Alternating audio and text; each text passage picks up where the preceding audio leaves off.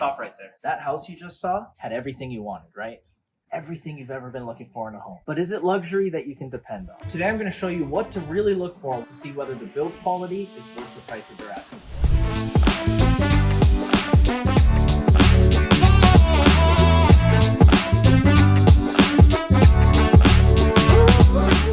Welcome to 1401 North Bundy, right here in Brentwood, 5.15 million. And I'm going to show you some of the things about this home that really show that the builder took their time, planned strategically, and invested a lot of money into it to make sure you're getting a luxurious build you can actually depend on. The first thing I'm looking at when I walk into a home like this is initially, how does it feel? Does it feel open, airy? Do I feel comfortable? Does it feel warm and like a home? Or does it just feel like somebody slapped together some drywall and some paint? First thing I'm looking at is these soaring ceilings. But there's more than just ceiling space that makes a space look big. I want you to take a look at how tall those windows are. To see whether the build quality is good, first thing I'm doing, I'm checking the sliding doors. If they're running smooth like that, on track, tells me a lot of good things. Now what is that telling me? It means that there's no obvious foundation issues underneath the house. As we all know, foundation issues can be an extremely expensive thing. Now, it's not all about foundation. It can also be about proper drainage. What a lot of people don't realize is a lot of homes that are sinking or moving is drainage. Water has a way of getting into everything. Now, if water is not running off properly,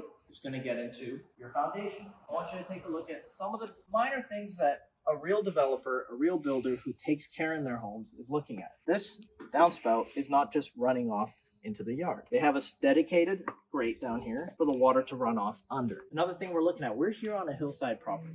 A lot of times when you look at hillside properties, you'll see retaining walls like this that are either leaning or heavily cracked. When you look at a retaining wall that still looks like it's in good shape, especially with the hillside that is this steep, that's going to tell you that a builder really took care of what they were doing. Now, another thing I'm looking at is the kitchen. Obviously, when you're looking at a family, who's really buying the house? It's the wife. She's going to make the decision.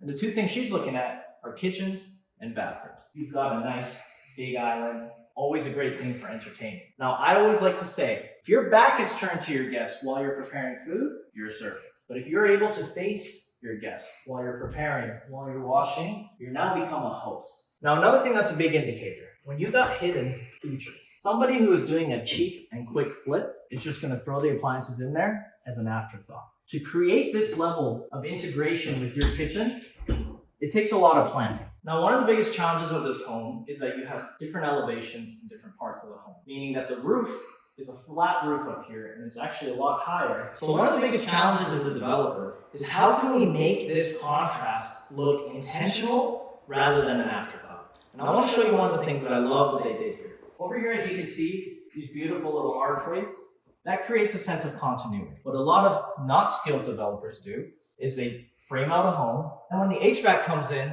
they realize that it was an afterthought. They didn't plan it properly. You're not looking at just pure squares coming down, which would give it that very stark sort of elevation change that you would feel on the inside. Now, when you knock on a door, a bedroom door like this, that's rock solid wood.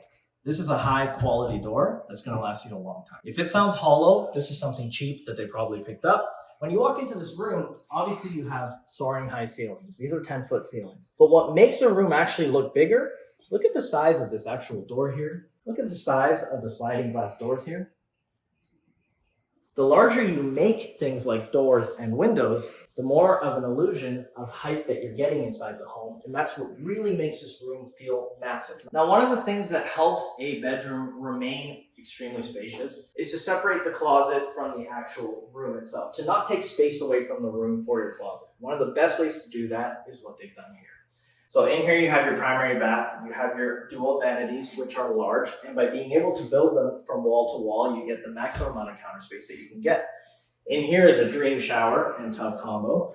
As you can see, you have the dual showers, you have your bench, and your standalone tub. By designing the closet this way, you're able to create a separate room for the closet that's a full, true walk-in without taking away from your large bedroom. Now, one thing that a lot of people don't look at when they're purchasing a home and only come to realize after they've moved in is the quality of airflow.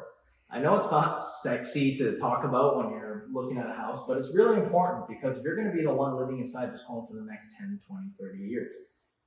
Take a look at how many AC ducts we have in here and how thoughtfully they're placed. We have 1, 2, 3, and 4. Now, these are high quality vents from what is obviously a very well thought out and laid out HVAC system. What you'll see in a lot of cheaper remodels is just those ducts that are sort of plugged into the wall. They're smaller ducts like this. Those are not going to provide enough airflow in a massive room like this to keep it cool on a very hot Los Angeles summer day. Now, one thing I want you to come in and take a look, if you zoom into here, one way to really take a look at whether a builder put a lot of care and time into something is clean lines. Clean things like caulking, not having splotchy caulking in here. Now, these are built-in shelves to this beautifully indented sort of arch-like fixture into this living room where you have your fireplace. However, most builds don't look this clean. So when you're looking at something as simple as whether they took the extra couple hours to make sure all the caulking was clean and done to perfection, it's an indicator, right? It's an indicator of whether they took the time when they were doing very important things like looking at the beams, looking at your foundation, on whether this builder takes the extra time to make sure everything is perfected and minted. The next thing I'm looking at is how level are the floors. If I'm noticing dipping on certain edges, that's going to be a big problem. That means that your house is actually shifting down.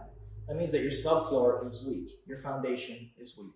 If you're walking through the home and you're noticing no dips, no bubbling, no changes in elevation, you've got a very rock solid and sturdy home. So the next time you're looking at a home, one of the biggest indicators as to whether something will show up in inspection regarding foundation is to look at whether there's dips in the floor and whether there's cracks around the doors and the windows. If you're starting to see heavy cracking around things like this, and those will show up very quickly, those are going to show up within the first 2 to 3 months after your build if the foundation is really that weak. If you're not noticing any of that, you've probably got yourself a very sturdy structure. Now, what's obvious with a lot of these vaulted ceilings and with these very high ceilings is that somebody didn't just come in here and slap on some paint and floors and call it a remodel. They needed to do a lot of structural engineering to be able to lift these things up. Now, what does structural engineering require? It requires a good architect, a good structural engineer, and it requires submitting plans and permits to the city. That alone can take anywhere from 6 to 8 months in some counties, especially here in Los Angeles where we're dealing with a lot of fires. So what does that mean? Remember, a developer has holding costs, right? So every month that he holds a home, he has to pay the cost of the mortgage, the property tax, and all the other maintenance that goes along with it. If he's willing to go to the city and spend 6 months just to get everything properly permitted so that he can actually create a design and a space that is worth selling, that shows to me that this is somebody who took a lot of care in their home. Now come here, I want to show you something that I love about this staircase. When you're walking into a room, what is one of the things that people love the most? High ceilings.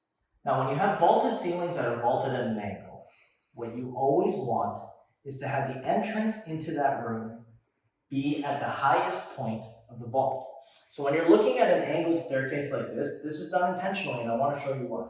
Standing at the bottom of this staircase, if you can stand right over there, the highest point of this vault is what you're looking at going upstairs, which gives you the illusion and the feeling that the ceilings are highest at this point. That is done intentionally, and it's a beautiful way to do it. Now, follow me up here. One of my favorite rooms in this house, you have the vault coming down. Now, when you're looking at the lowest point of a vault, what does that do? It makes the room feel smaller. So how can you counteract that? By adding a large window, like we spoke about before. A large window will keep this illusion of this home having very high ceilings because you have this view outside and your eyes are not naturally looking at the lowest point of the vault, but rather now looking outside at all this open space. Now, when you're standing over here, what are you looking at? Again, the highest point of the room.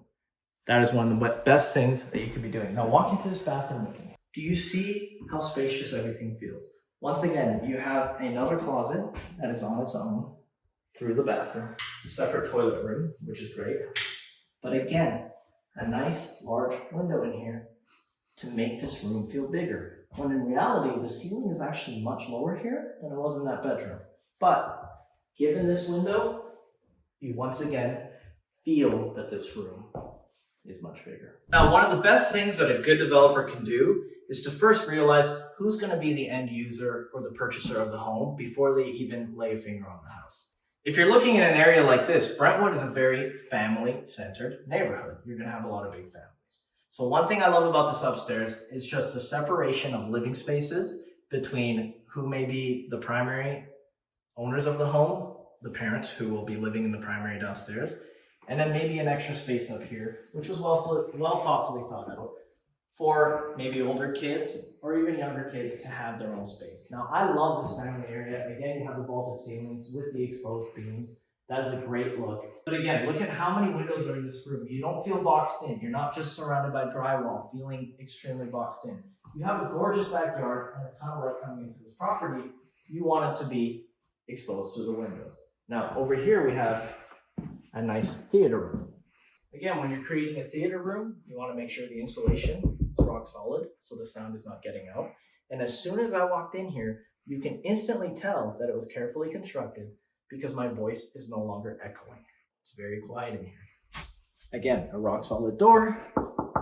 Make sure that none of this sound can escape, and you have yourself a beautiful theater room. Now, the separation of this home makes it feel a lot more private.